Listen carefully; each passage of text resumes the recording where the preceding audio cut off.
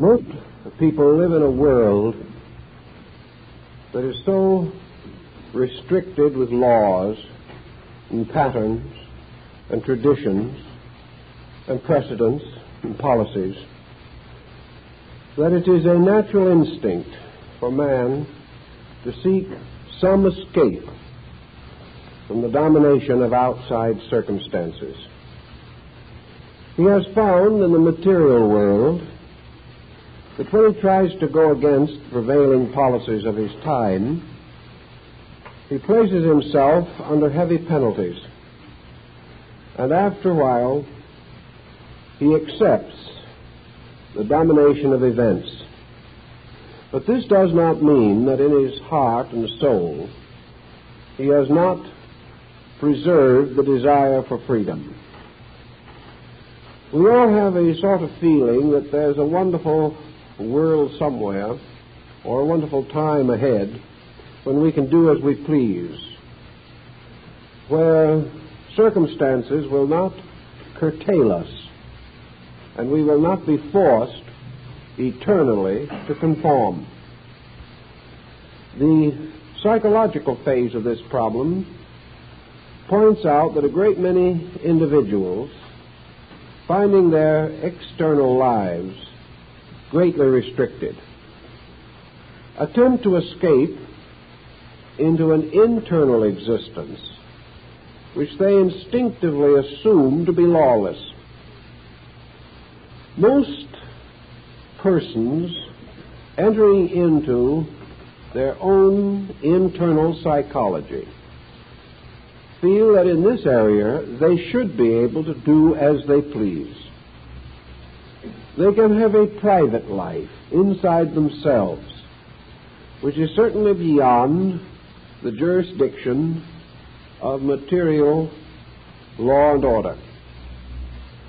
But it does not follow that the internal life of man is not under certain specific rules. It is hard for us, therefore, ever to escape a lawful state of affairs. There is one difference, of course, between the laws of the external world and those of the inner life. In the external world, laws are arbitrarily made. Many of them are essentially good.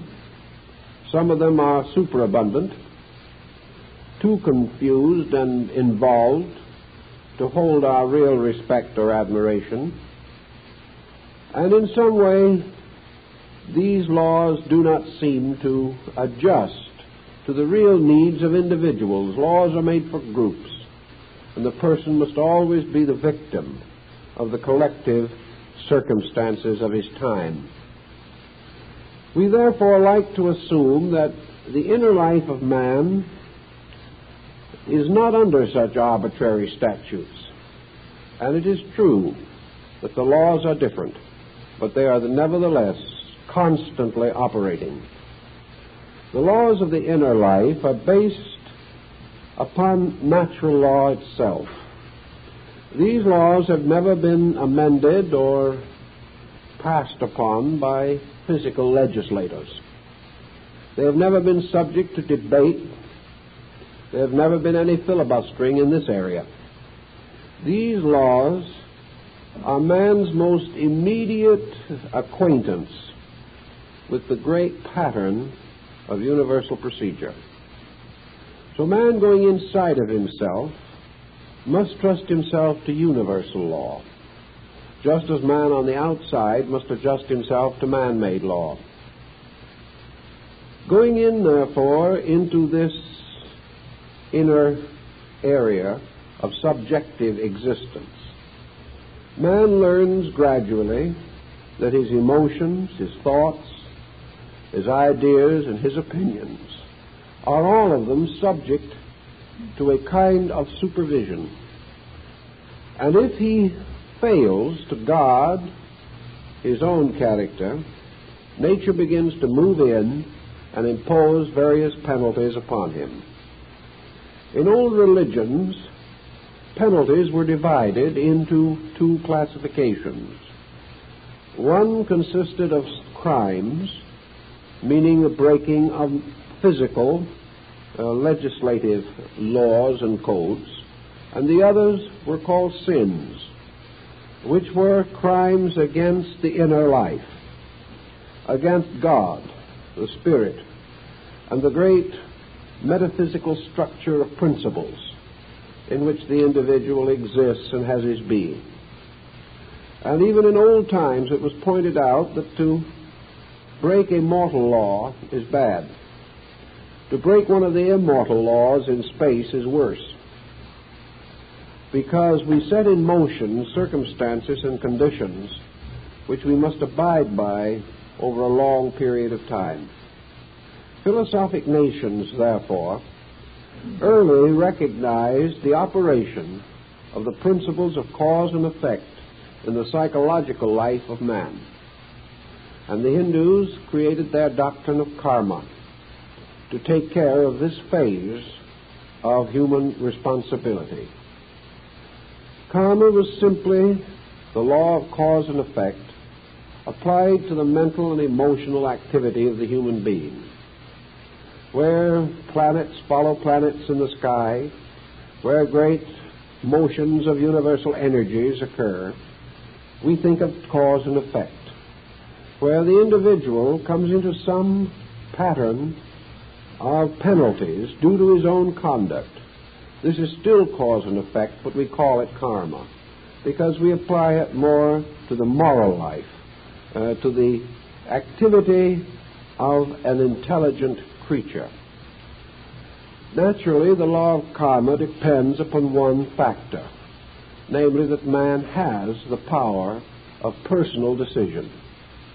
If man was not capable of a moral action, if he was not capable of choosing a course of conduct by a free choice of his own conscience and his own consciousness, there could be no karma. Yet his body, nature, and all the parts of him would still be under the grand pattern of cause and effect. In philosophy, the thought has long been advanced that it would be very good for the average person to recognize the lawfulness of the processes taking part or taking place within him.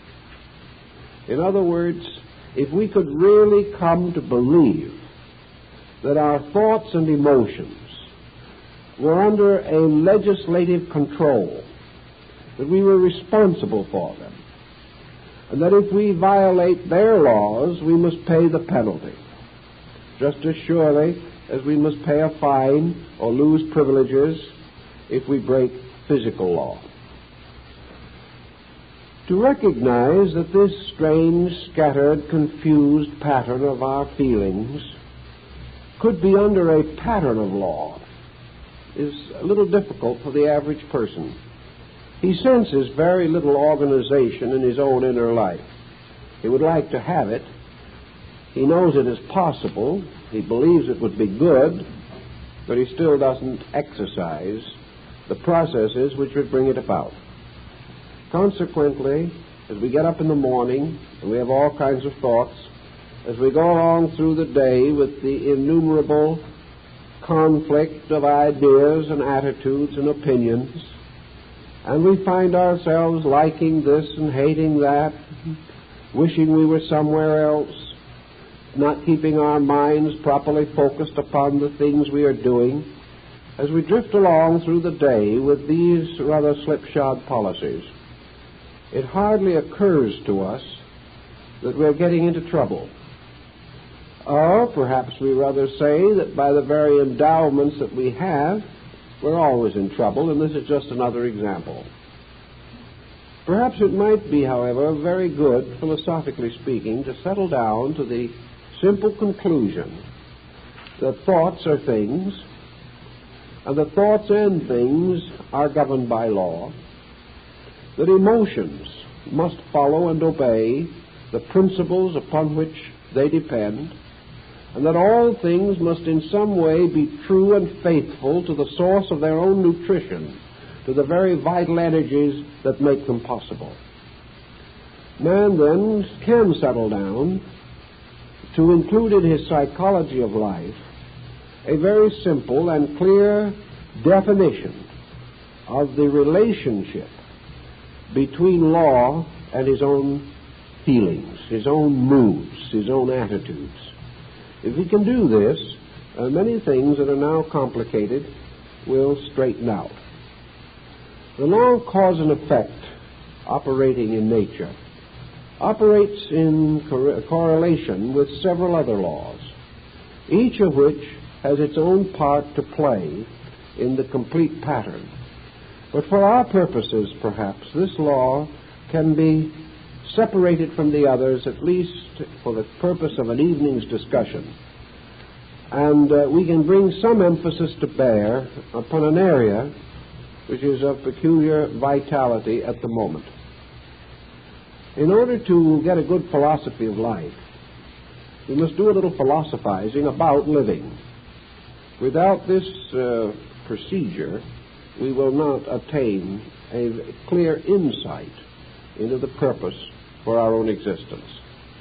So we can say first that the law of cause and effect, operating from the most remote conceivable time, and in every area, level, field of existence, tells us one primary truth at the beginning, namely that everything has a purpose. That what is actually happening throughout the universe is that purpose is revealing itself. A purpose that has to exist. A purpose that has a pre-existence over all of the consequences and effects which emanate from it. Thus, law of cause and effect affirms a lawful universe in all its parts, progressing according to an immutable, unchanging plan. And that this plan affects everything from the grain of sand to the cosmos itself. There is nothing immune to law. There is nothing greater than law.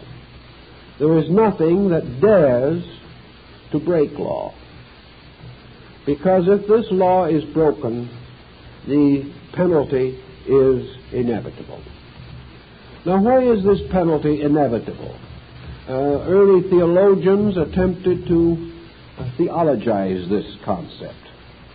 They felt that this penalty was punishment, that somewhere in the sky was an old man with a book, and in this book he wrote down everything that you did. And when finally came the judgment day, it was all read back to you, and for some people it'll be pretty lurid reading. This, however, was a rather childish approach to it. We do not believe that the finger of deity is going to point to some individual and say, you were pretty nasty on the 6th of June. We don't believe that type of retributional process. Nor do we believe that in the universe there are judges sitting somewhere that will give out penalties of various kinds, as it is done here, sometimes justly, sometimes not justly, but according to the immediate situation or the whim of the moment. This does not seem to be right to us.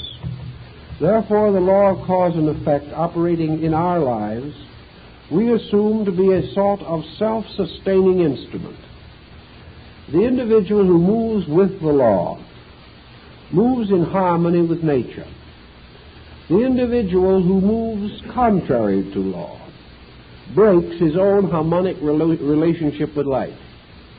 The moment he breaks harmony, he breaks faith. The moment he no longer moves with the great motion of space, he is no longer carried along by that motion.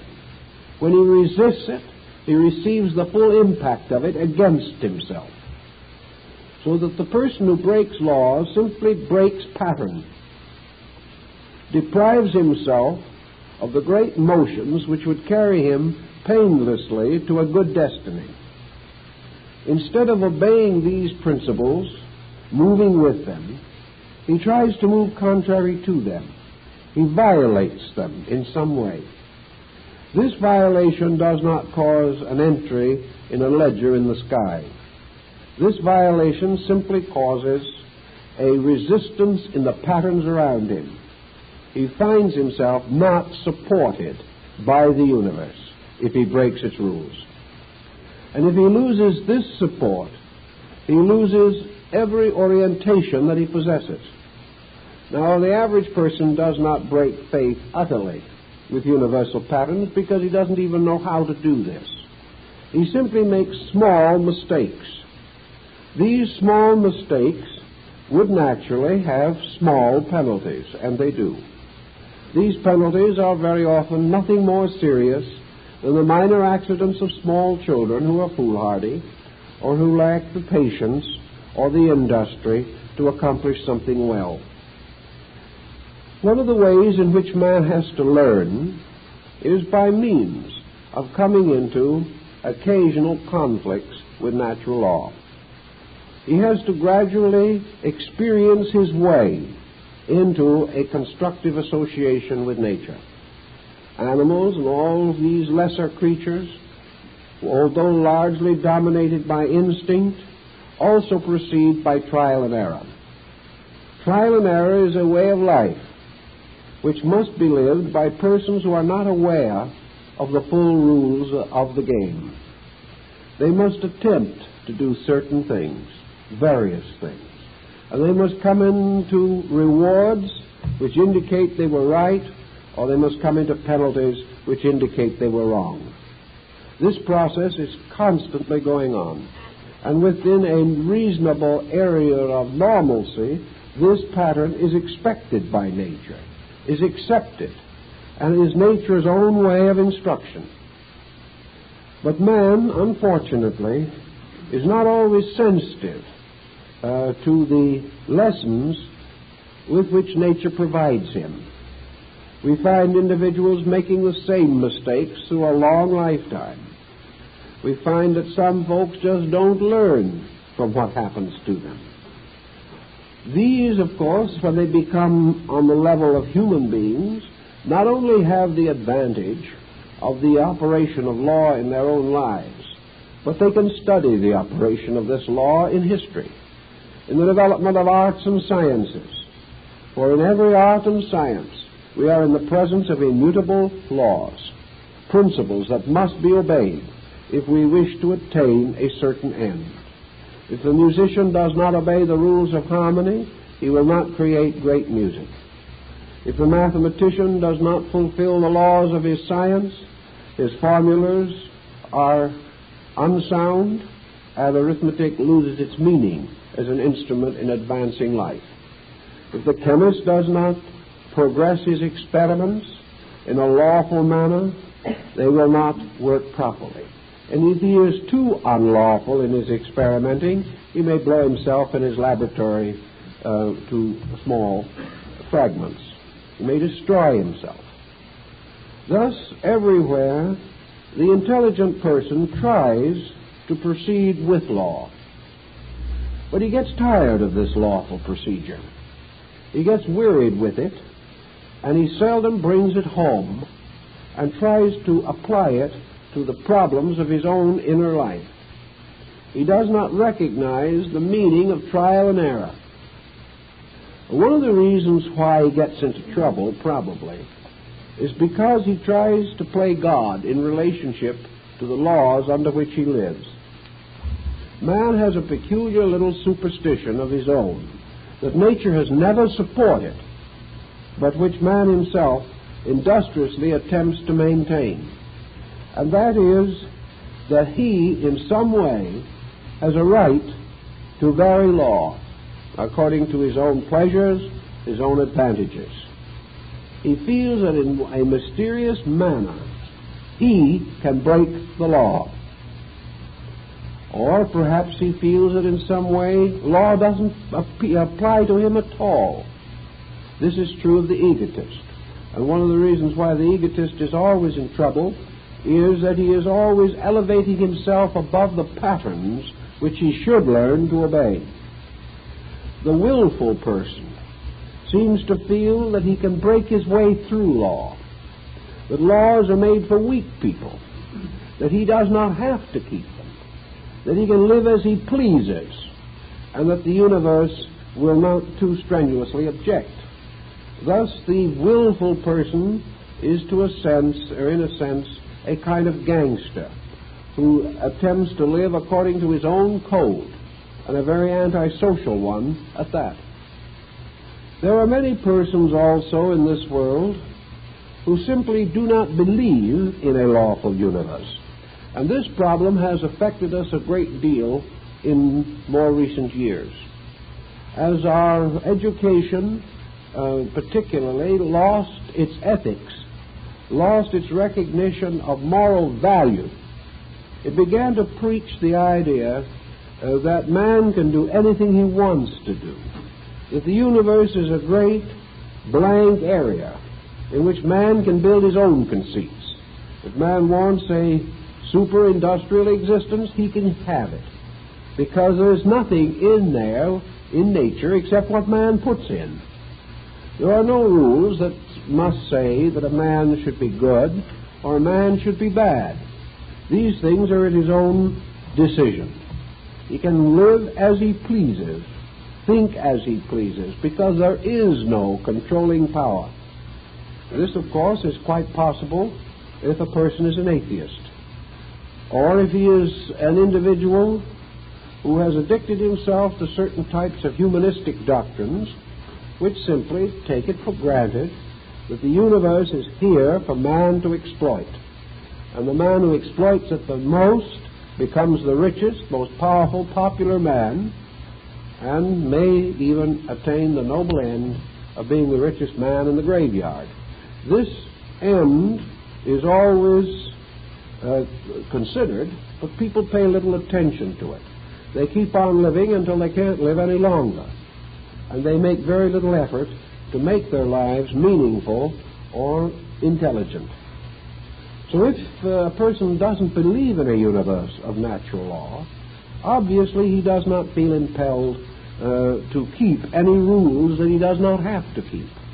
He doesn't really believe in laws in the community. He doesn't believe in speed laws. He doesn't believe in laws against crime. He has to endure them, but if he is psychologically an atheist or an anarchist, he resents law and its operation in his life. And there are many people who just hate law. They don't believe in it. They think it is terribly unjust because it interferes with the right of anyone and everyone to do exactly as he pleases. Because of our modern viewpoint, this situation is getting into mental institutions as a source of trouble. It is affecting the viewpoint not only of the patient, but of the physician.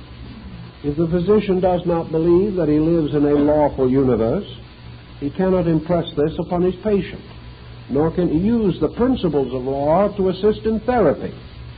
He then becomes an individual doing anything he can think of to help somebody else who is in trouble.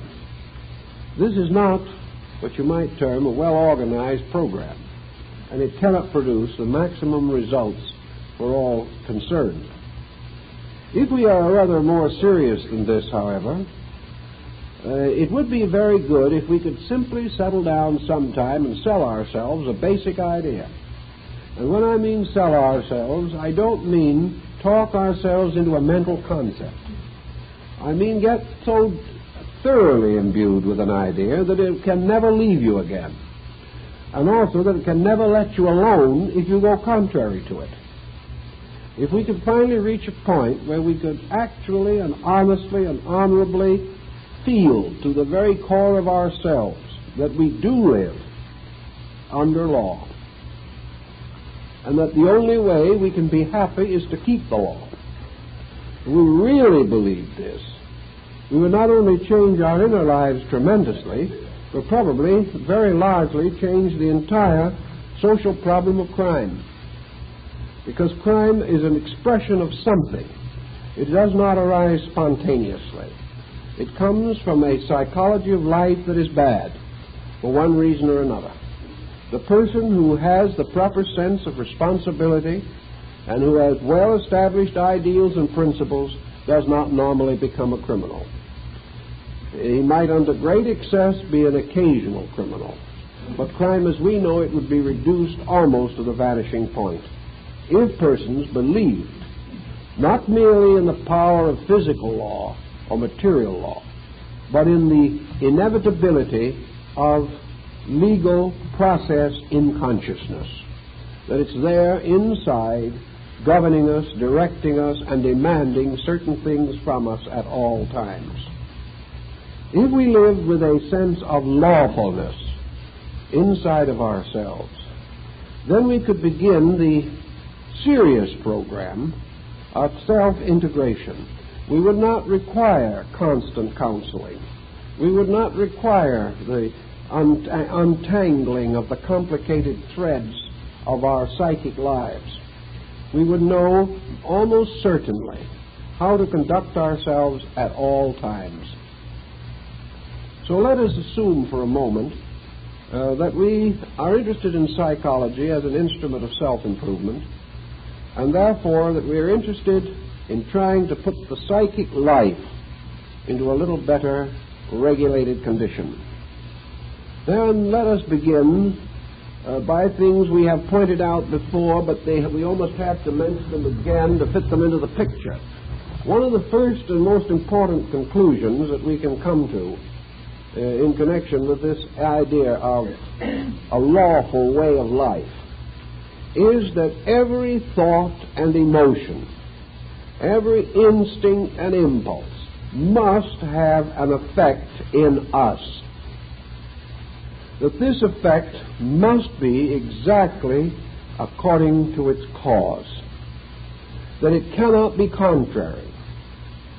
And that we cannot justify at any time an action that is contrary to the law of cause and effect.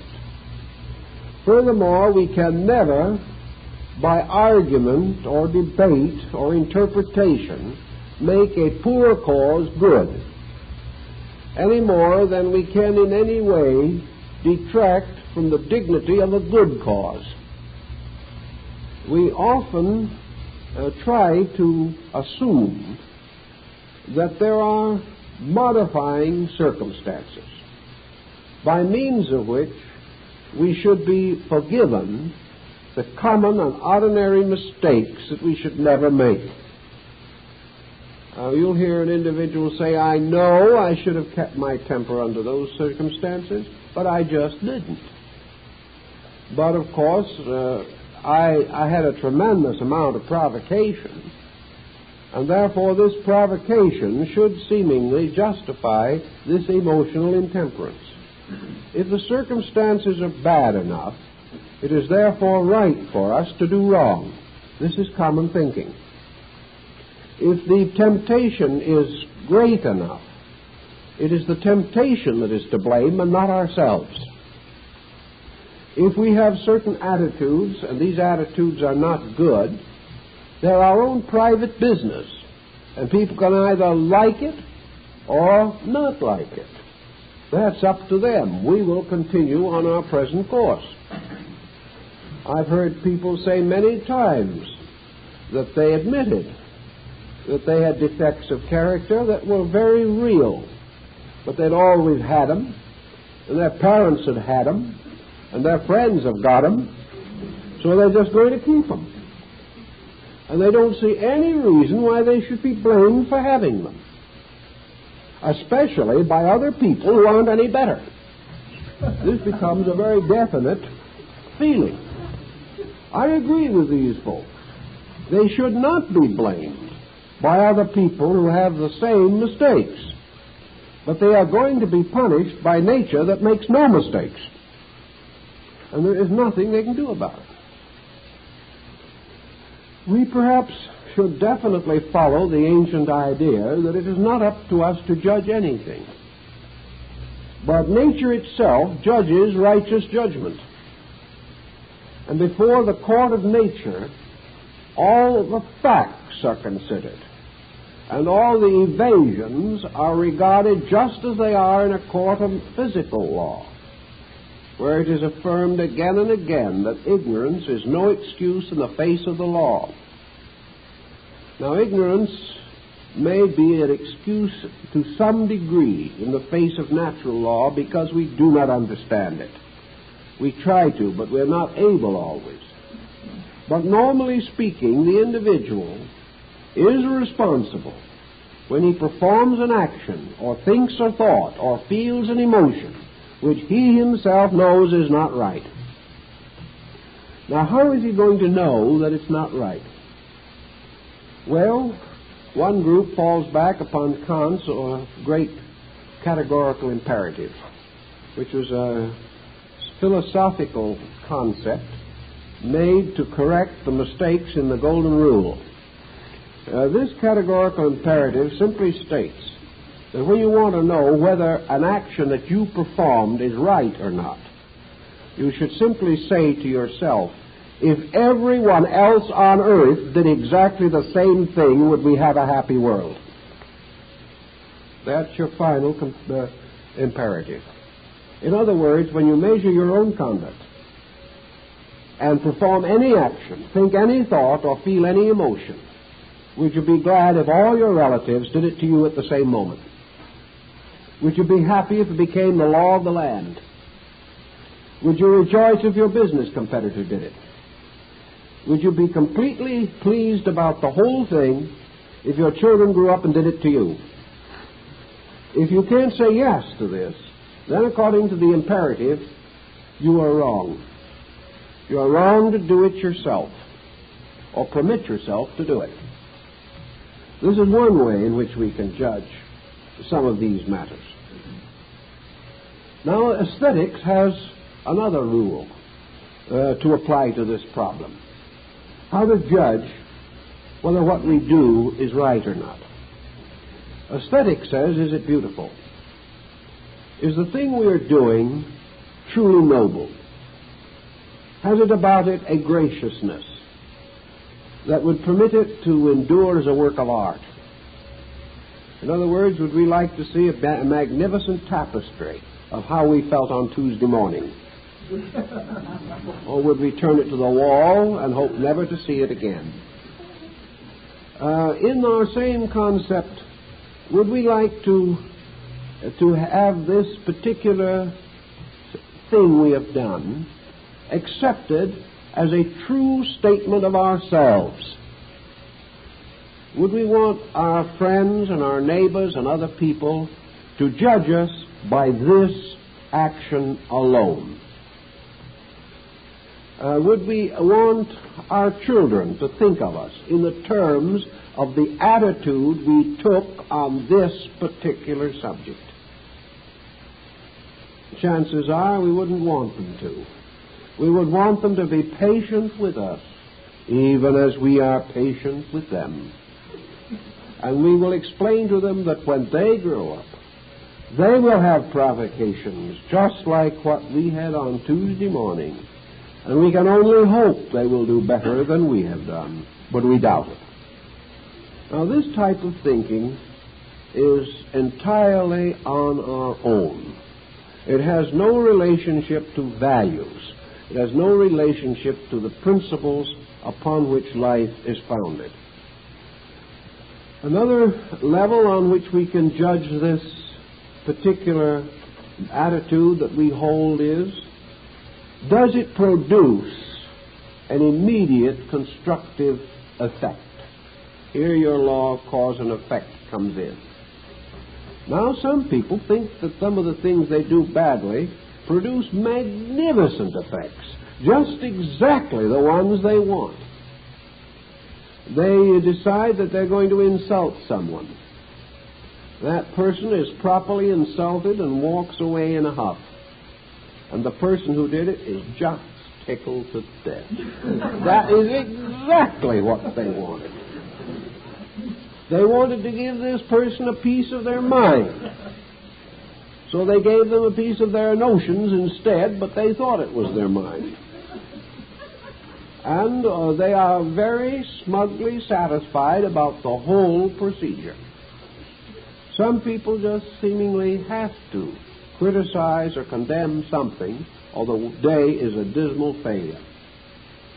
But does this, in turn, actually achieve any enrichment of life? What is it satisfying? It is satisfying that part of our natures which is largely responsible for the troubles we're in.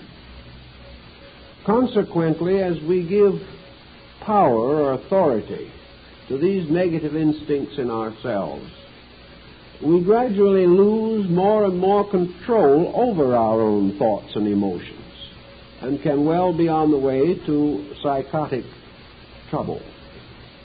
Some psychologists take the position that the average person, being somewhat neurotic anyway, there's nothing better for him than a good temper fit. If he gets good and mad at something and sort of explodes, he's going to feel a lot better. I doubt this very much. I don't believe that a temper fit is a solution to anything. It is merely perhaps a letting off of a little steam. But it is letting it off in a violent way, like an earthquake, which lets off a little steam, or takes care of a shift in the Earth's surface, but which certainly cannot be regarded as especially helpful as an event.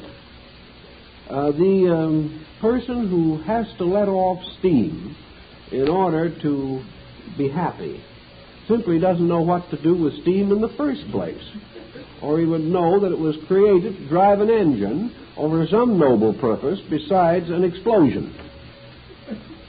The person, therefore, who has to be temperamentally unbalanced in order to regain his composure is just wrong and in trouble already.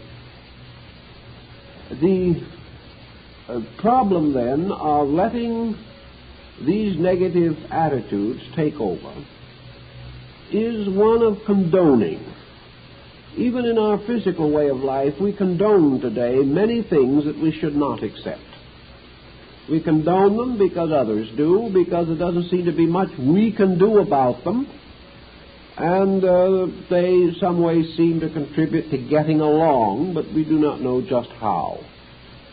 But this problem of condoning things that are wrong does not work out in our inner lives any better than it does in our material affairs. Live by a code of compromise and you will ultimately come to grief.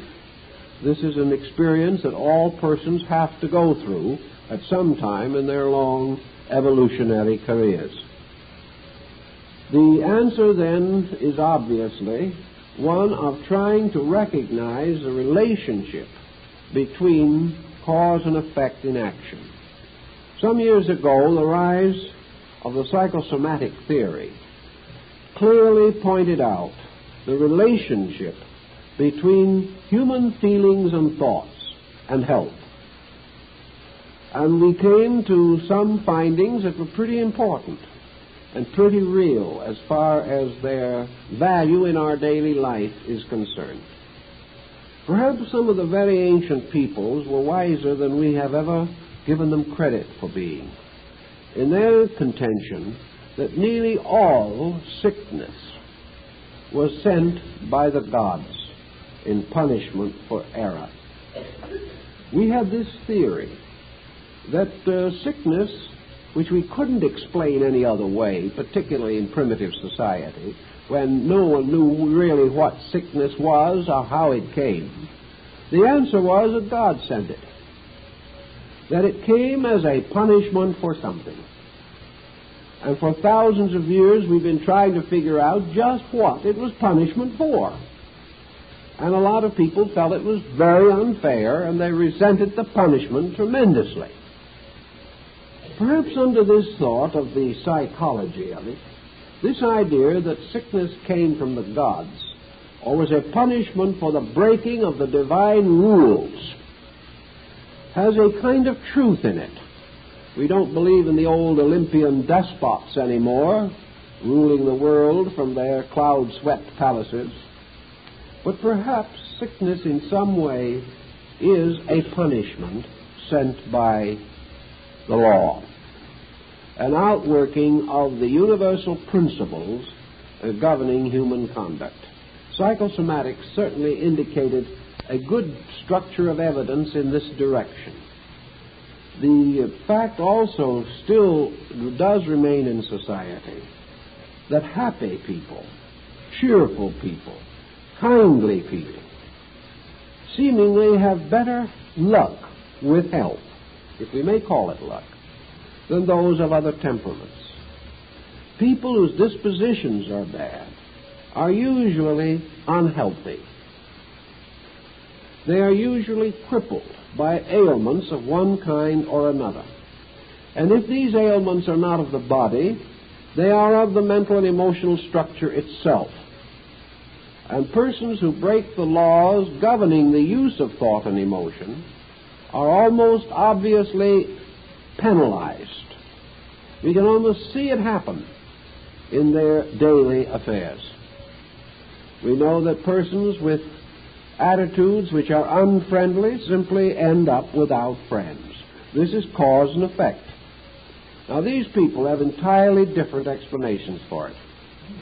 The less friendly others are, the more these individuals feel themselves to be the victims of injustice. So that in most instances, what we call injustice is just law and order coming back to us where we don't want it. We think that injustice is when we are required to pay our bills. Justice is when other people pay their bills. It is perfectly just for other people to be good to us. But it isn't always just in our minds for us to be good to other people. These laws that do not work both ways have no place in a natural pattern. The Chinese pointed that out. Unless the law operates both ways, it is not fair or right and will not produce the constructive results that we want. The Buddhists numbered 106 faults from which man can suffer. I think they were very moderate in their listing, but the average person does not have any idea of 106 categories working in his own nature against him. But practically every attitude that the average person holds is at least subject to improvement if he wants to improve it. But there are a whole chain of negative reactions, conscious and instinctive, which as long as they are tolerated or endured, will conspire against the well-being of the person. And as these policies that are not good are allowed to encroach upon the total psychic life of the person, he becomes less and less aware of them, until in the end he is completely fooled by himself. He is deceived by his own attitude so completely that he has no conscientious desire to change or mend them. So let's try and see how this law of cause and effect works out in the moral pattern of human society as far as the inner conduct of man is concerned. Suppose we say that there are a group of these negative attitudes. We mostly know them by name, and the names do not cause any great admiration. For instance, take jealousy. Jealousy is a very strange and mixed emotion. It rises in us very often without our control or direction. And again, a group of persons have made a virtue of it. Some people think they're neglected unless someone is jealous of them. I've heard a good many young families in which the wife has stated definitely that if her husband wasn't jealous of her, she'd leave him. There's a pleasant thought. In most cases, he obliged, I think, but then after a while, if this kept up, he might have had to work pretty hard to oblige. But many people think unless others are jealous of them or possessive of them, that they are indifferent. And this situation causes jealousy under certain conditions to be regarded as a serious offense. Under others as something practically entitled to receive the crown of martyrdom. It all depends upon the circumstances. But nature says no. Jealousy as an emotion is wrong. Jealousy is the perversion of an emotion. All perversion is wrong. Just as surely as a man thinks, so he can worry. And worry is a misuse of mental energy. Now, there can be thousands of reasons why we worry. But if we worry, we break the law. Now, this is pretty stiff thinking, and it would make an awful lot of lawbreakers. But the fact remains that nature expects us to worry a little. Nature has supplied us with some very special materials in the form of endocrine secretions, which we can call upon in terms of worry. It also has provided us with natural secretions to call upon when we become afraid, which is another negative emotion. Nature knows that we're going to fall under these pressures sometimes and to some degree. And there are probably a half a dozen times in the life of the average person where it would be very difficult, if not impossible, for an individual with our allotment of understanding not to worry. But these incidents do not constitute the chronic worrier. The chronic worrier has long ago used up all natural defense. He has exhausted all natural support that might come to him in time of emergency, just as the coward has used up all of his fear resources. He is simply an excessive example of a negative attitude. So the worrier who worries about everything is a lawbreaker. He is going into a negative relationship with himself, which breaks the basic laws of mind. He is going into negative relationships with other people. He is creating a minus quantity in his own psyche. He's creating negative habits with which he must later live. And if he worries long enough, he will have plenty to worry about. Nature will take care of providing him if he insists on developing that faculty. And he will ultimately come to grief, because worry will produce a gradual disorientation of his psychic nature and degeneration of his physical resources. He is just not permitted to get away with it. And you can say this for every type of attitude you have. Now, the same is true in what we call basic constitutional attitudes. Most persons are born with a disposition which other people wish they didn't have. But we don't seem to know much about what to do about it. We are born with prevailing tempers and tendencies. Some people become emotional easily. Others are quiet regardless of pressure or circumstances. Some hold grudges naturally, others just do not. Some become tremendously excited over small matters. Others do not rise to these occasions at all. There are all kinds of basic temperaments. And these different temperaments are largely differentiated according to their dominant excesses. A temperament that is particularly tempestuous we may call a choleric disposition, a fiery nature. And the ancients recognized four natures: fiery, earthy, airy, and watery, corresponding to the elements. And the earthy nature was the one that was always somber and a little bit on the sad side of things, and gradually ran into very materialistic fears about its own survival. The watery nature was the one in which there was a great deal of vacillation of temperament. The currents of life were constantly moving, and the individual lacked stability. The fiery temperament was tempestuous and elemental, as the fire itself suggests. The airy disposition was the intellectual, whether whimsical nature, in which everything was touched with a certain breeze or lightness, but which under some conditions could turn into a terrible storm. So these temperaments were recognized. And as we are born with some of these factors, we grow up with them from childhood. and accept them to be natural and normal and quite reasonable. In fact, they are no longer temperaments, they are ourselves. We are these things. And because we are these, we do not think of changing them or really desiring to particularly. We assume that they are proper because they are us. They are our own natures. But if any of these patterns are not good, they're still going to lead into trouble. And as the psychological situation gets more extreme every day, we have to begin to work a little with some of these problems. And we're going to have to work with them in the near future and in the years that lie ahead.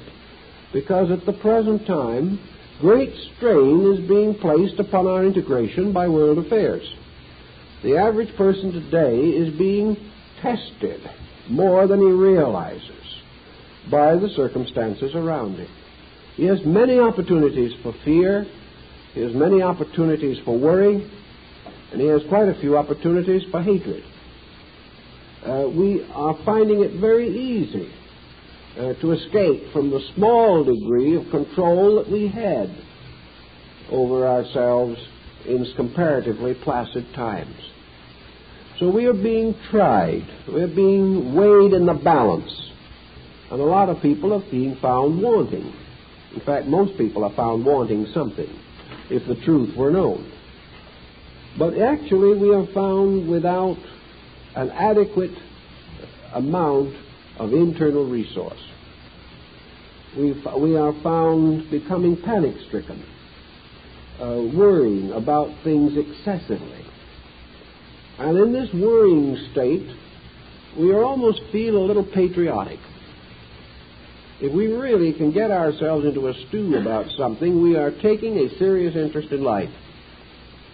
If we come up with conclusions that are no good but indicate a tremendous amount of intensity, we are supposed to be thoughtful people. But this strain that is coming to us is going to reflect in our psychology of life over many years that lie ahead. And either man must meet strain with internal integration and growth, or he will break under that strain. And society as a collective will fall back into savagery simply because it is unable to stand the pressure of conditions upon an immature internal life. Nature sometimes has to play it that way. Nature has its end, and that end is one and one end only, namely that man shall fulfill the purpose for which he was created. And as far as we can tell, we don't know the ultimates of these things, but as far as we can tell, the purpose of man is to unfold the tremendous power within himself and become truly aware as a conscious being of the reason for his own existence, the purposes for which he was fashioned, the laws governing him, and the nature of the great universe of consciousness with which he shares through the conscious parts of his own faculties. In other words, man is to grow infinitely and indefinitely towards a magnificent achievement which is a complete integration of his entire consciousness. Perhaps if he achieves this end, he shall truly be like the gods, knowing good and evil. But in any event, nature is trying to perfect him, to make him every day better, wiser, nobler, stronger in real values. And nature keeps on pressing this point relentlessly. And nature punishes every individual or every process which would hamper, restrict, limit, or delay this achievement, and is constantly observant of these processes. Allowing man his trial and error procedure, nature still demands that he learn something. That this trial and error shall not be a continuous cycle of accidents, all meaningless, but that gradually the individual will learn what he shall do and what he shall not do. And the wise man, having learned these things, does what he should do. Nature's plan is just that simple. Yet its very simplicity baffles us and outrages us because of the innumerable personal attitudes we are capable of holding and which we feel that we have a perfect right to exercise at any time. In the study of man's integration, we know that man can be subject to two evils, and that these two evils, as Pythagoras pointed out 2,600 years ago, are the evils of excess. Now, excess is either superabundance or deprivation. Excess is imbalance always. That which is too much is unbalanced. That which is too little is unbalanced. A man who has too much is a plutocrat, and his problems are according to his possession. The man who has too little is unable to provide his natural needs or to live in proper dignity with other human beings. So these excesses represent continuous causes of trouble. Now, in man, excess is nearly always present. He measures his emotions in terms of their excesses. When he is happy, he is very optimistic. When he is unhappy, he is very miserable. And he alternates between these polarities continuously. When he is virtuous, he is just overloaded with it until it becomes almost intolerable. When he lacks it, he becomes a scoundrel that no one can admire. He has lost the golden mean, the concept of moderation. Wherever there is an excess in our nature, it will lead us into excessive action. And nature does not function by excess. Excess itself is wrong, because nature realizes that excess always leads to a tangent, that an excessive situation always forces the possessor of it into a conflict with life. And this conflict of life means that he will ultimately be tossed back into the stream of life, wounded and bruised by the experience. Therefore, the person who has any excess in his nature must first begin to achieve moderation. What he cannot control completely, what he cannot prevent entirely, what he cannot dominate wholly, he brings into line through moderation. If he must worry, he will worry moderately. If he must be jealous, he will be very moderate at it. If he is to be selfish, he will be very moderate in his selfishness. He will gradually work away from excess toward the Socratic mean. He will find gradually that as he moderates these pressures, their insistences diminish also. And after a period of moderation, further moderation is easy. But from a stage of excess to one of complete control is a terribly difficult and almost dangerous step. So wherever there is trouble in our nature, our first problem is to reduce the trouble, to make it less continuously, by exercising gradually greater wisdom and understanding over the situation that may arise. One of the old habits, of course, practices, was that in these pressureful moments, pause and consider. Our forefathers advised everyone to count 10. Well, sometimes today you haven't got quite time for 10, but you can count 5 and see if it won't help.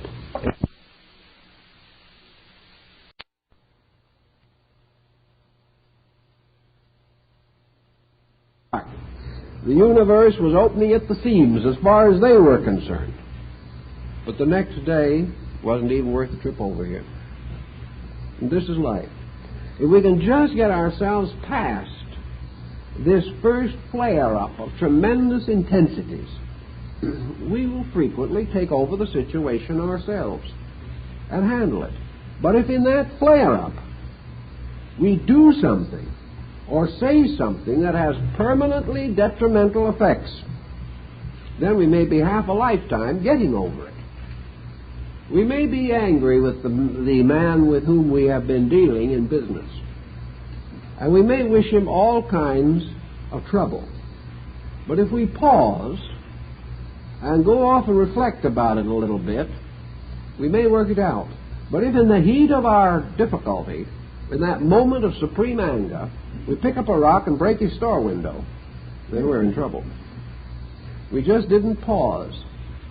And that would have been the pause that would have refreshed us. But we didn't use it. So we got into trouble.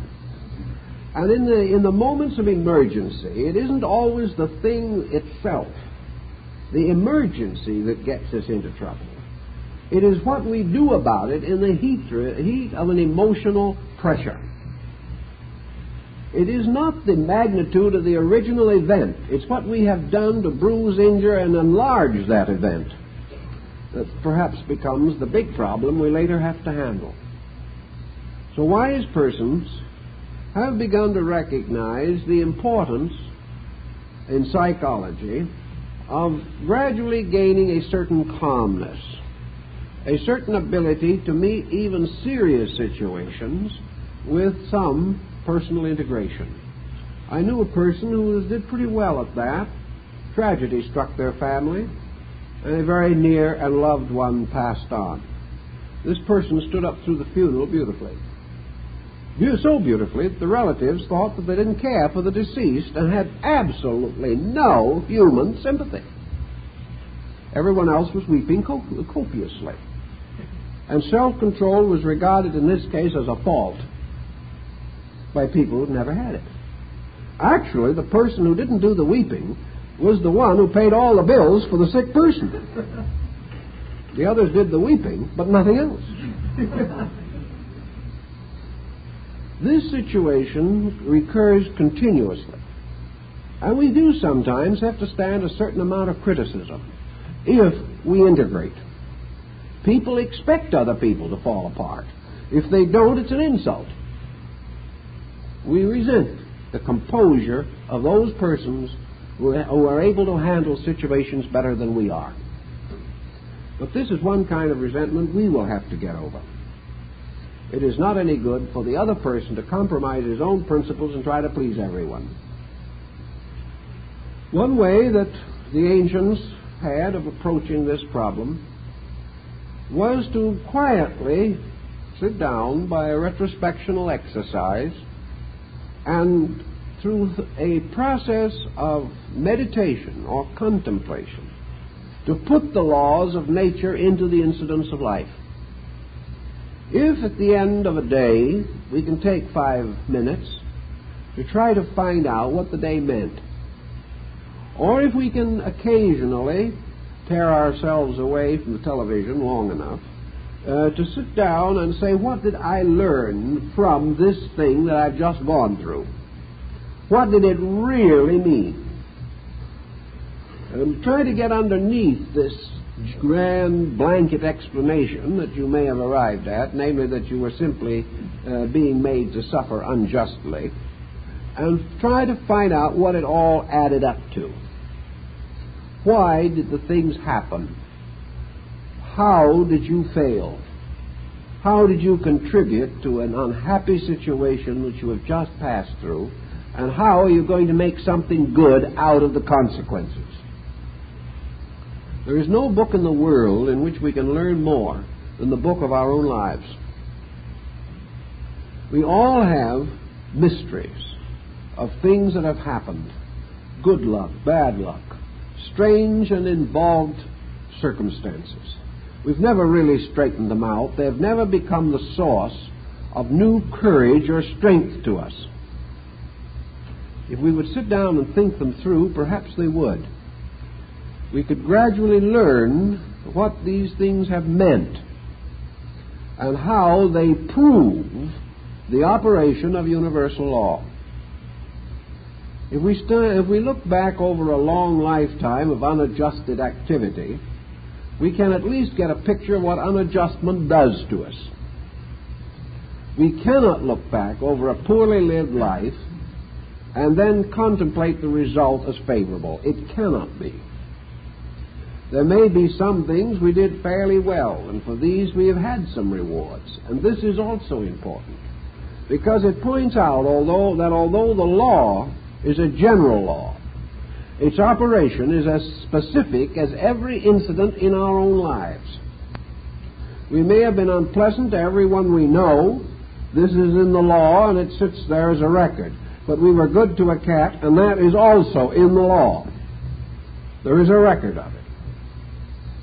We were on the wrong side of every question, perhaps, except one. But that one, on which we were on the right side, has also produced its own unique result. Consequently, we are not simply hit over the head with a club in a collective punishment for everything that we do.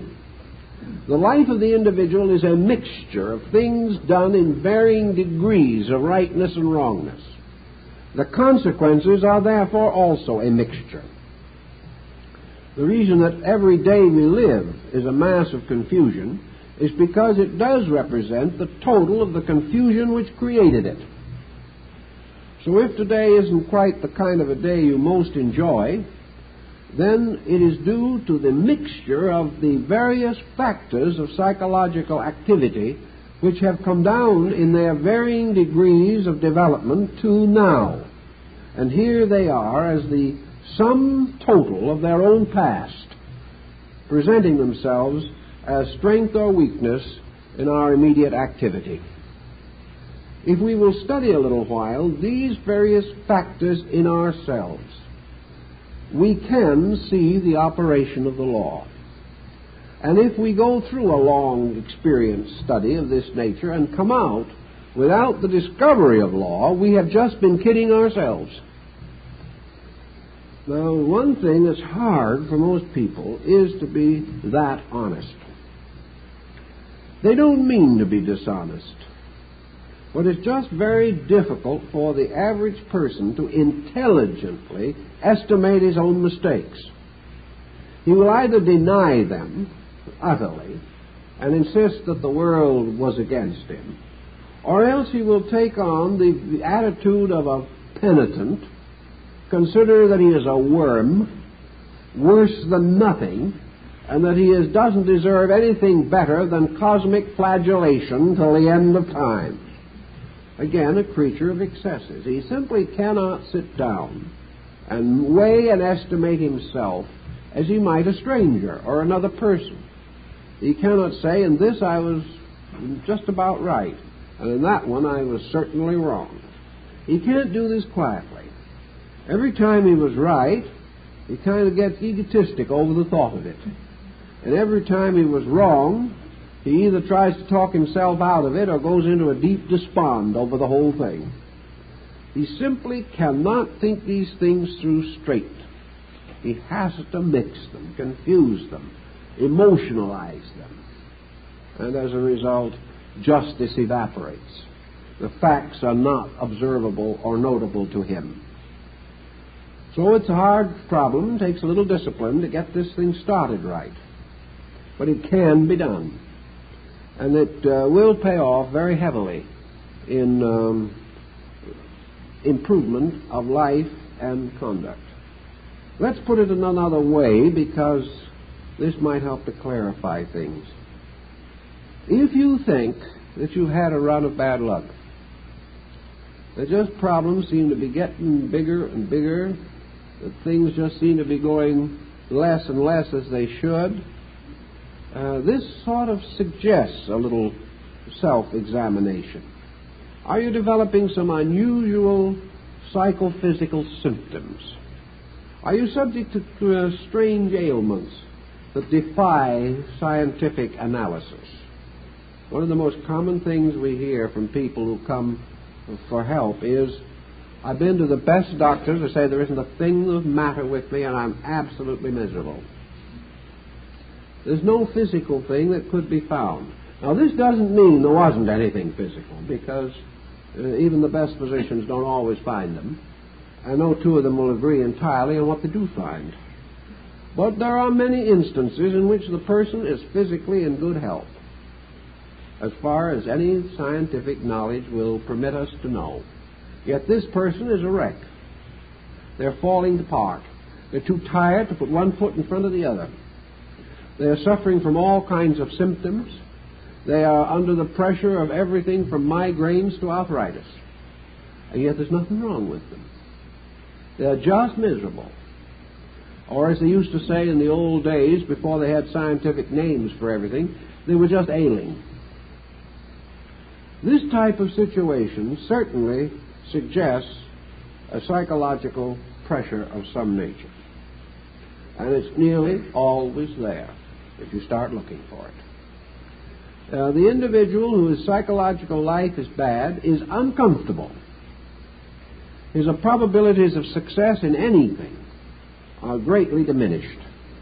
His probabilities of being able to live a fairly optimistic personal life are very few and very poor. He's just allowing his temperament to completely wreck him and opening him through this constant debilitation to all kinds of physical ailments that may ultimately set in and destroy him. He just is not fair to his own life, and yet you can't tell him. He is set in his peculiar viewpoints. But sometimes when you can't tell a person, you may be able to interest them in discovering for themselves. Anything you give to another person is advice, and most folks resent it.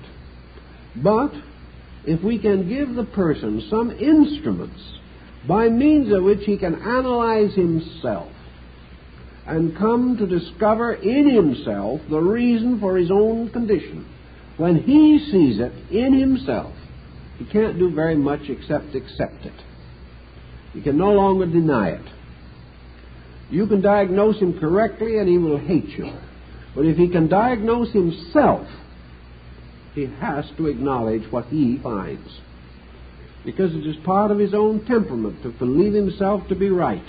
And if he analyzes his own nature and comes up to some positive results, he has to accept these results as indication that he has the power to think, that he is capable of being a reasonable creature. So if we can get everyone to take this attitude generally, that life is divided into two ways of doing things, and two kinds of things you can do. One is right and the other is wrong. There is no middle ground in this. But the right is in the middle, for the right is always equilibrium, and the wrong is at both extremities, both excessive attitudes of exaltation or depression, of too much egotism and too little. The excesses are always the worst.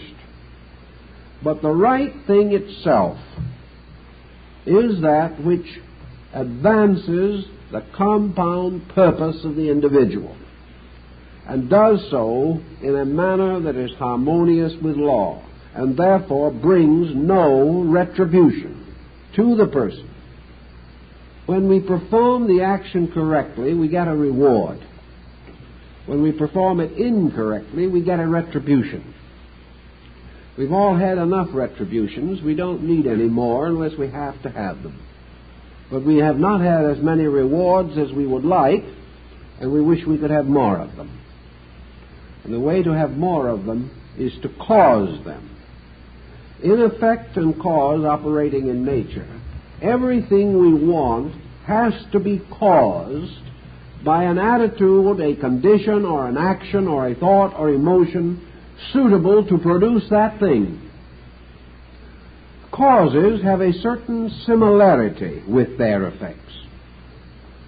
They also are consistent in being related to the inevitable consequence which follows them. If we wish to have a peaceful life, we must cause it. And how do we cause a peaceful life?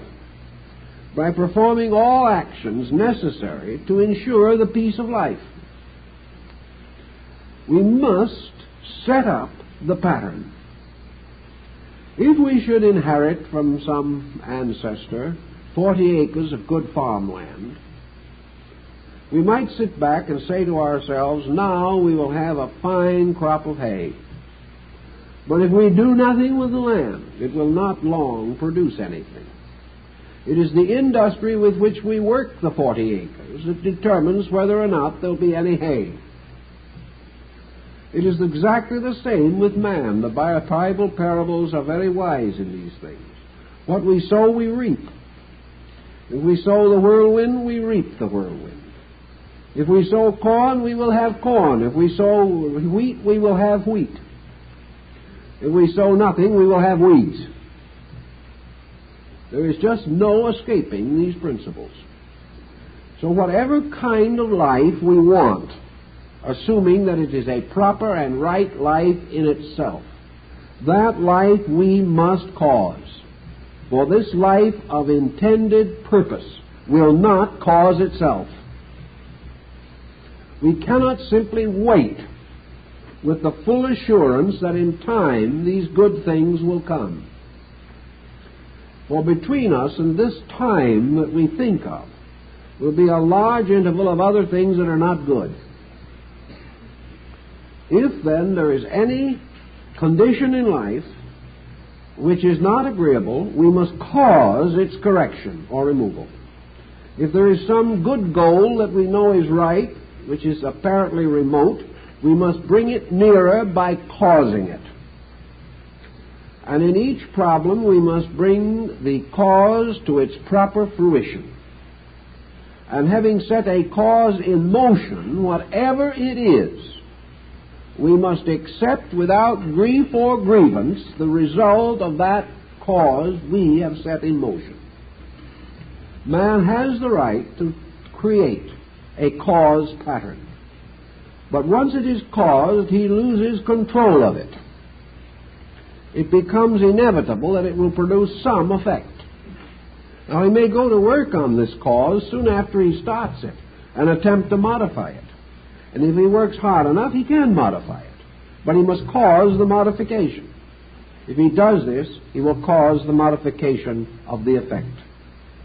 But everything has to operate according to a pattern of planned purpose.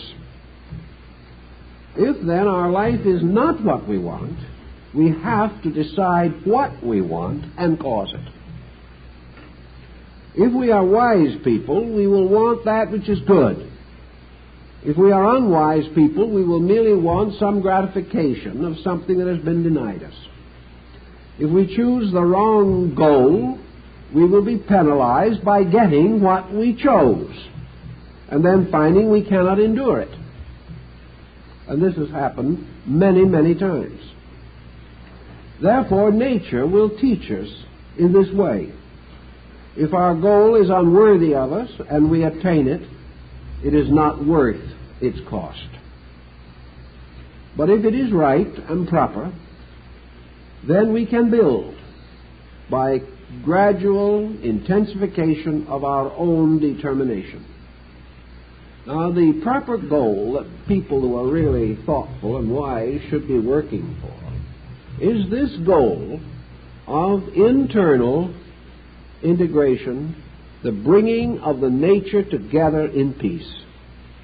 This is the most important thing there is, that man should be able to live with himself, that he should find in his internal life a strength, a dignity, and beauty that are greater than any stress from the outside, and that through the gradual development of this inner dignity, he will also gradually gain access to the universal principles which we call life and God and truth. Thus, the purpose of the person is to grow into a true human being. A true human being is a humane being, a being in whose nature the graces of life have found their maturity. That this person is the ideal character with which literature and art and religion and philosophy have been decorated. He is, or they, this character is the symbol of the truly good person, good in all respects and parts. and enjoying the courage and the wisdom, the understanding, and the gentleness of true greatness. This is the being that we would like to be, and we have to begin to cause it. And we cause it by doing the things that produce it. If we want to be wise, which is one of the most necessary elements, then we must cause wisdom in ourselves.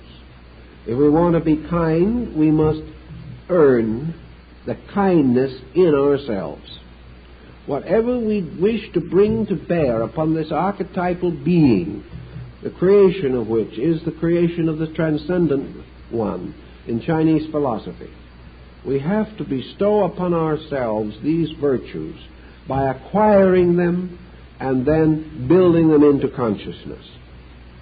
If we are inept in everything and cannot make a decent living, then we go to a business advisor. He tells us to learn to do something well, may give us an aptitude test to find out what we can do best, and then suggest we go back to school or go to night school and a trade school or by correspondence or by some means get the training that we need. This is in order that we may be adjusted economically here.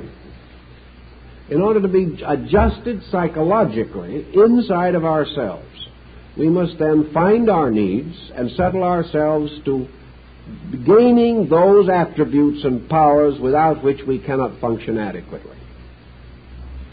We have apparently certain endowments. We call them gifts.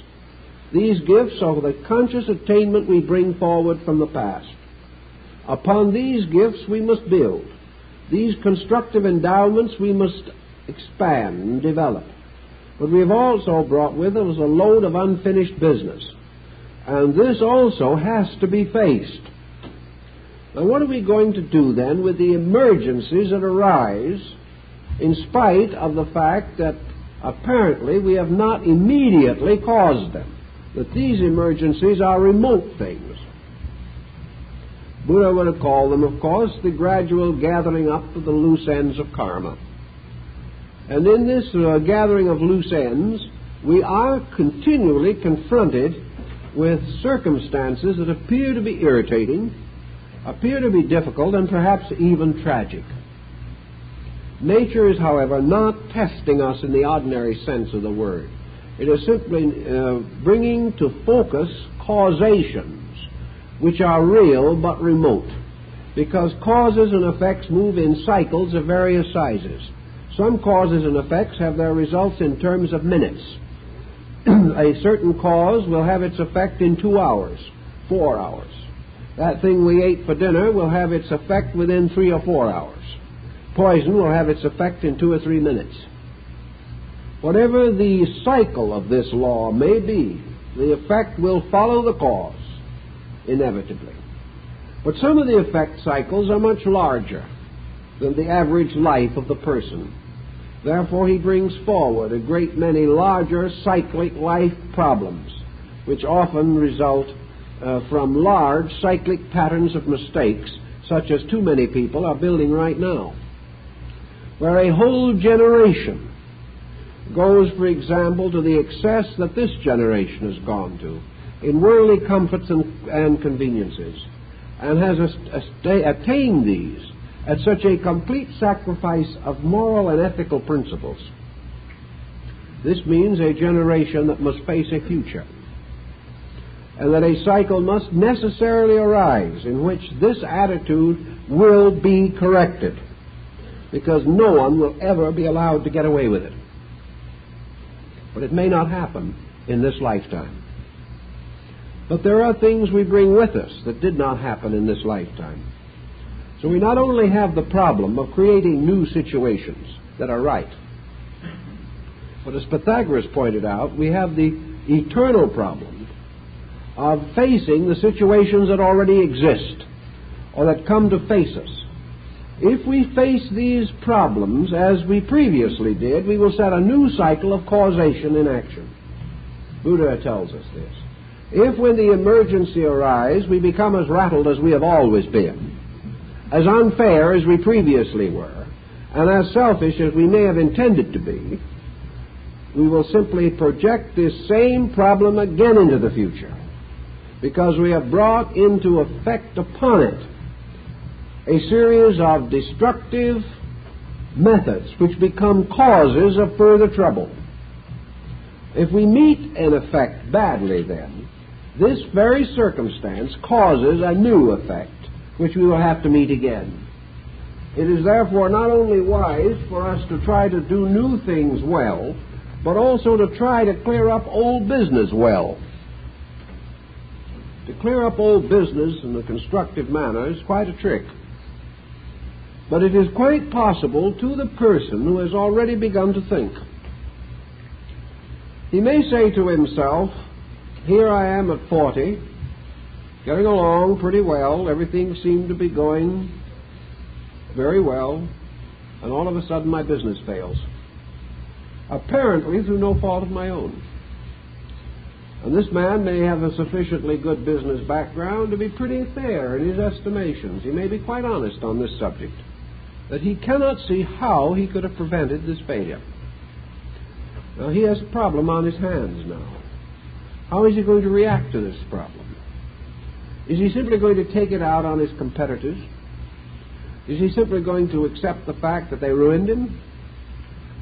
This he would not want them to do to him, because he would insist that if they have a good product, as he had a good product, they have a right to succeed, and that their success should not spell his failure, especially if he lived with them for a number of years and they didn't spell failure. He may have all kinds of other attitudes to explain this problem, but actually he is faced with a crisis. This crisis is either going to force him to make more mistakes, or it is going to force him to think straight and come through this thing. He may, under certain pressure, simply go into a complete nervous breakdown. Many individuals who have passed through a serious business crisis have ended in the mental hospital. They are simply unable to adjust to it. Whether it is the loss of the business or the loss of their ego is a very hard thing to tell sometimes. Perhaps in reality it is this sudden sense of failure which a person finds it great difficulty in adjusting to. He cannot be humiliated without some kind of a terrible hurt inside of himself. He has been a leader. Now he is no longer a leader. He has been respected for his knowledge. Now he is no longer respected. These things destroy him. He becomes unable to do anything else with the situation. Even if he comes out of this problem, he's a broken man. And he will drift along in whatever way he can, half-heartedly perhaps trying to rebuild, and perhaps to a measure getting back on his feet to the degree that the immediate wounds are not opened, but actually still a pretty badly damaged person. This situation happens frequently. There are other people who, faced with the same situation, a man came into me once who had had this same thing happen under a very trying and critical situation. His own children had stolen his business. Now, that's a pretty hard thing to be faced with. And I know a great many persons who would have either committed suicide or murder under that provocation, or at least had a very dignified ulcer. But this chap didn't. He simply, for some reason that was sometimes hard to explain, he simply took it in stride. Well, he says, I got rid of that business.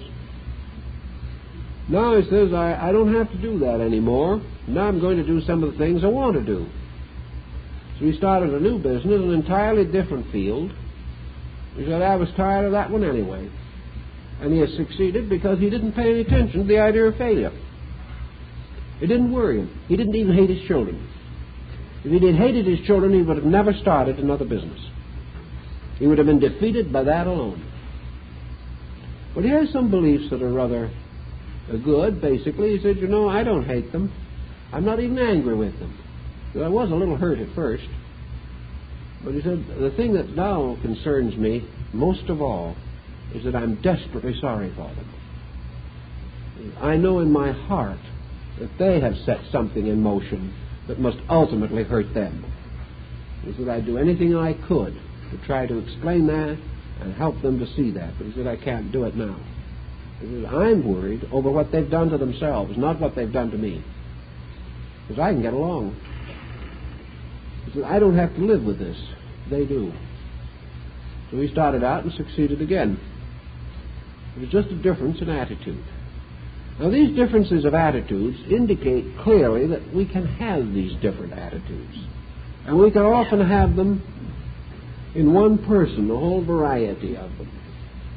But when a problem comes up that has to be faced, and it is a difficult problem, the question is to regard it in some instances as a release, in some as a solution, and in some as a tremendous incentive to make great discovery, to advance some part of our own natures by a dramatic achievement of self-directive.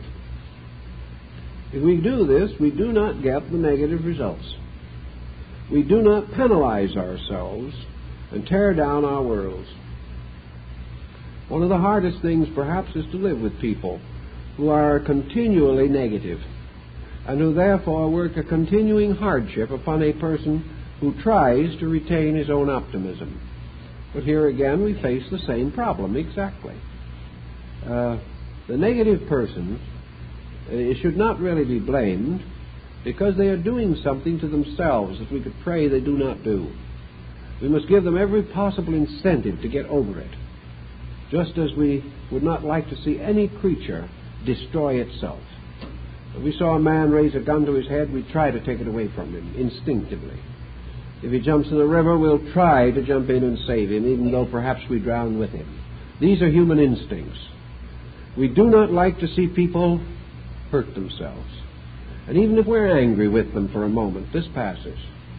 And in the wiser person, there's always this tremendous sense of the danger that another person places himself in when he lives less than himself. But this danger can also occur to our own natures if we live less than our own understanding. So in all these problems, if we can face them, not with the antagonisms and the resistances with which people so often react, but simply face change as perhaps the most important thing in the world. I know a case that has come to my attention recently of a very close mother-daughter relationship. The mother was exceedingly long-lived, and finally, before she did pass, the daughter herself was in her 70s. It was one of those very close ties. The daughter had never had any life of her own at all. She'd never married, she'd never had a romantic affair, she'd never had a profession. All she had done was take care of her mother. Now you can imagine what this meant when the mother finally passed on. The daughter found herself almost at the end of her own life, with very little possibility of ever living a life of her own. Here was a great problem. Here was a case where a bad situation became tragic in a loss, because in that loss, everything was gone. The situation itself was bad from the very beginning, and there's probably no law in nature more wise than that which finally does apply the principle of the death rate to break up situations that might never otherwise be corrected. And here's this person now facing life, facing it very unfit for life, and yet basically a wonderful person, as a self-sacrificing individual like that must be. It's very idealistic, but not integrated. No clear vision of how to stand on her own feet. Obviously, under the situation, she wouldn't have had much opportunity. But here is a decision. Here is something that can be to her a tragedy that will end in her own death in a few years, or it can be the liberation of her life into at least a few years of self-expression in which she will have the right to begin to exercise her own individuality, which nature wants her to do. And so she has to move on into a personal existence with new motives, and not depend upon the smothering motive of her own affection for the full expression of her life. These conditions arise. To her, for the moment, this passing of her mother is the greatest tragedy that could have possibly happened, although she knew in herself that it probably would have to happen. The chances are that she would survive her mother. But when it did come, it was a terrible disaster, because there was no equipment for it. This decision has to be made, to build a life, to go on, to create, to be an individual at last, and to recognize that under this tragedy was the first liberation she had ever known, but she did not want to be liberated. So she has to learn this lesson, and she has to prepare for it. Otherwise, she will set more causes in motion which will produce bondage again. She has to learn. And she should have learned much earlier. And her mother and herself would both have been happier had she learned earlier. But she did not. But under duty and under the pressure of her own sense of values, she lost her own life, actually. Nature considers all these intricate situations, and out of them will come good and bad. Her devotion and her integrity are causes that will produce great good effects. Her lack of understanding and wisdom in permitting a major purpose of life to be thwarted will also probably produce lessons that she will have to face. She will have to learn the importance of not becoming completely overwhelmed by anyone else. These lessons nature will bring to her in the due course of time. But in the meantime, these crises arise, and they have to be faced with some form of understanding. In her case, she had enough understanding to begin to gradually come out of it. She had some concepts of philosophy and principles, and on these rather slender resources she is beginning to build. But without these resources, she could never have built.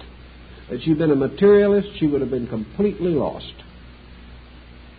Psychologically, therefore, there is this tremendous need for the resources inside upon which to build the future. And all these resources center on law. Our only hope is in law, the value and fact of things. We have to believe that what we earn we will get.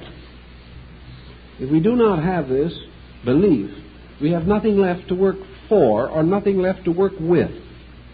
If we are in a world of accidents, then nothing is meaningful, and only blind chance can guide us through the maze of circumstances. But if we are in a world which is a lawful universe, then this law applies to us. It applies right into our own psychic integration. And here it works continuously. And the belief in it also works. And once this belief has been set within our subconscious, it continues to play its part in drawing us into a pattern of reasonable conduct. If you want, therefore, to experience some type of integration, it is always best to hunt for the law in the thing that happens. Instead of reacting, seek, search. Do the same thing with every problem that you might if you were a criminal investigator looking for motives, seeking to solve the mystery of a crime in the best Earl Stanley Gardner manner. Everything that happens is a little plot of some kind. It is a challenge. Our own lives are the greatest mystery stories ever written. And in each one of them there are chains of clues, which if we rightly read them, if we use the wonderful inductive method described in the writings of Sherlock Holmes, we will find that there is a law, a plan, a reason, and a pattern behind every single thing that can happen. Even the most confused thing is actually completely orderly, because the confusion is the effect of confusion, and that is order. If confusion led to order, there'd be no order in the universe. But things must be like their own causes. So confusion bears witness to confusion, and this is law.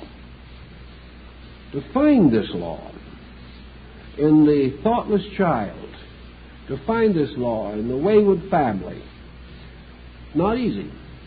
But if we do not find this law for our own protection and our own guidance and our own guardianship, we cannot face these dilemmas. Oh yes, we'll survive them somehow, but we'll survive them with alcohol, or we'll survive them with ulcers, or with mental breakdowns, or with broken homes. And these survivals are not by any means the best.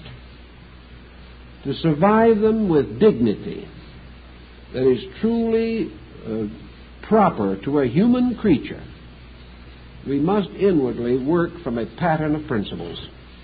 These laws have to be sought out and found.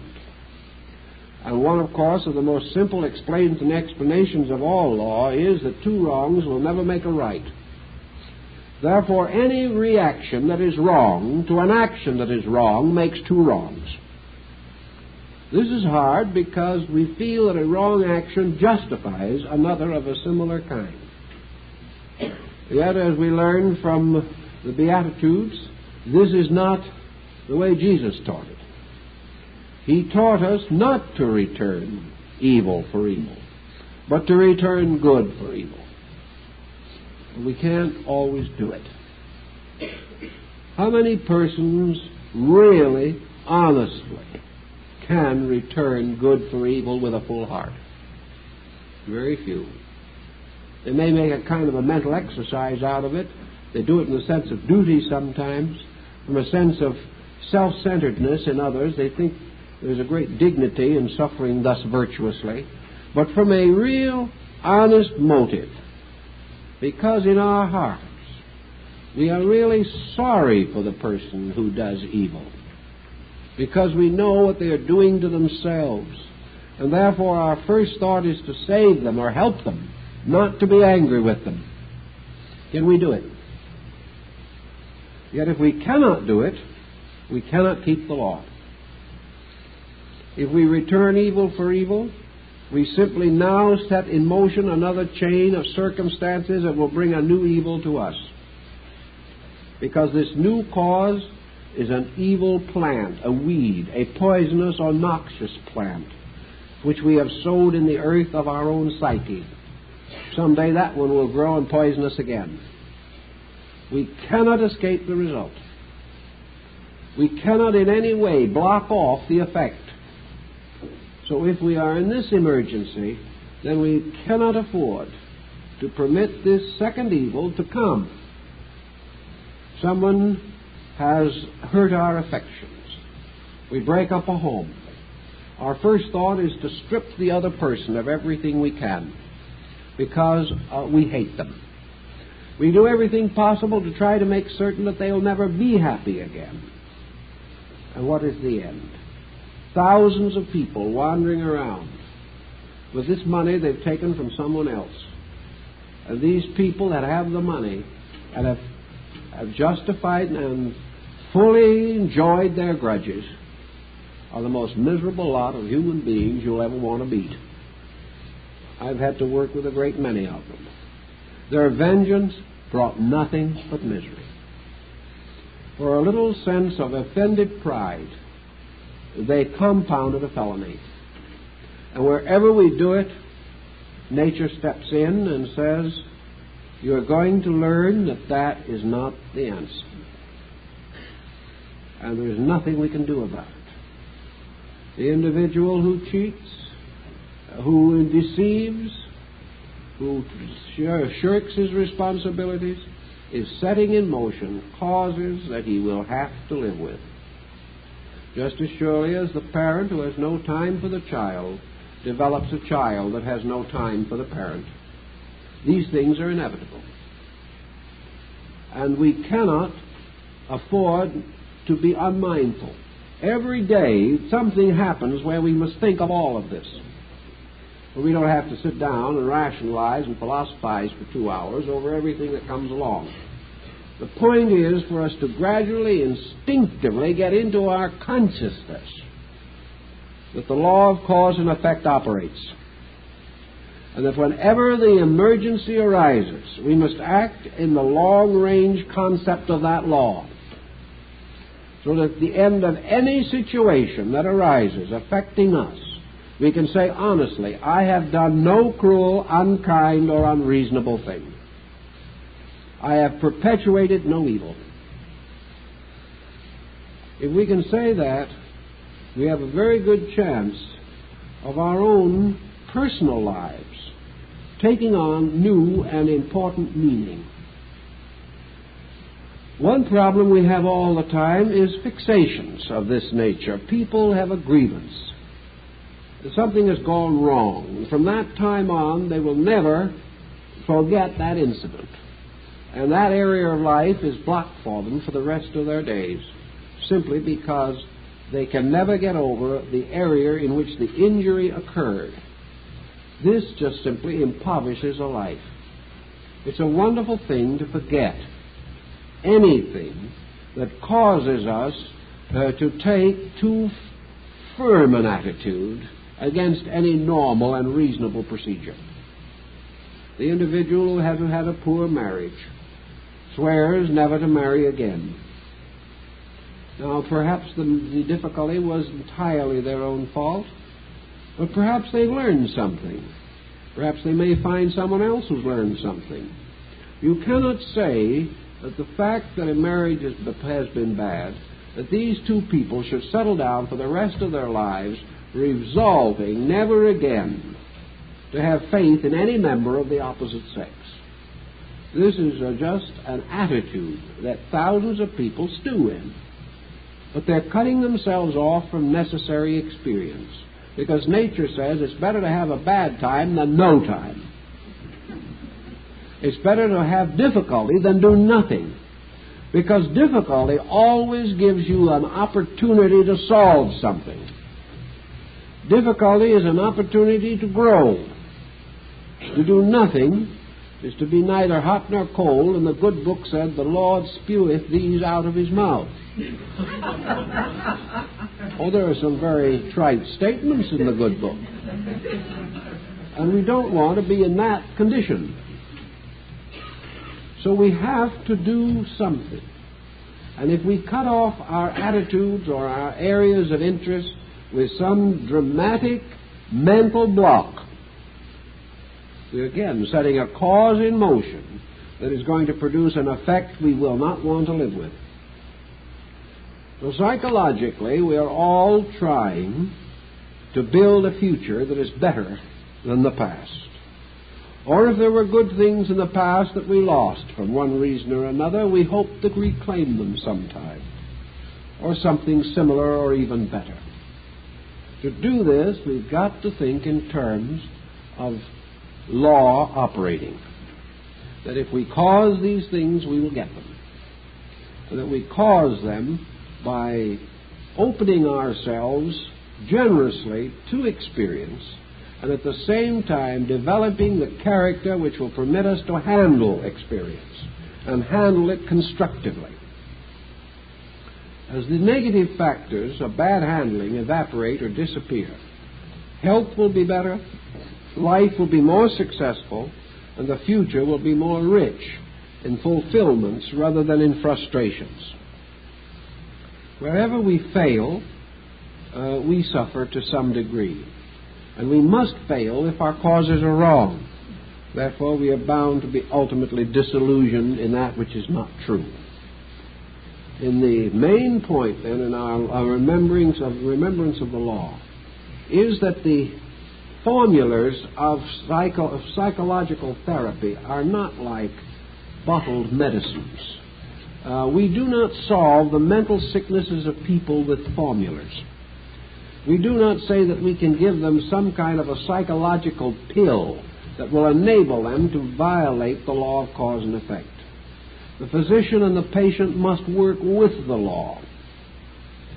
The patient must be taught to know that the physician perhaps can assist him in an emergency, but nobody but the individual himself can conquer his own temperament.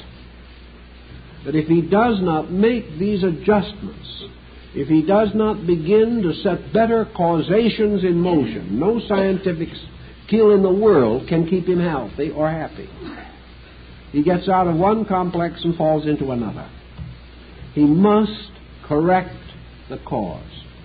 And what we all want to do every day, as much as we can, is set up the causation of a beautiful, constructive, valuable life. And we do this only to the degree that we are able to practice beautiful, constructive, and valuable policies and keep constructive attitudes perpetually operating in our conduct. If we do this, we have a right to believe that the law will protect us. And thousands of years of history and hundreds of millions of human experiences have proven that this is true. That if we follow and obey the rules of nature in mental and emotional conduct, as in physical, we shall enjoy the peace and the tranquility and the poise and the friendliness which obedience brings. For in keeping the rules, we make ourselves the best kind of people that it is possible for us to be. Well, time's up, folks, and thank you very much. Oh, I have an announcement I have to make. Pardon me. Don't let me get out of here without making it, and don't you get out of here until I have made it, or I'll be in trouble. We mentioned last Sunday that the Goodwill Industries was having an exhibition.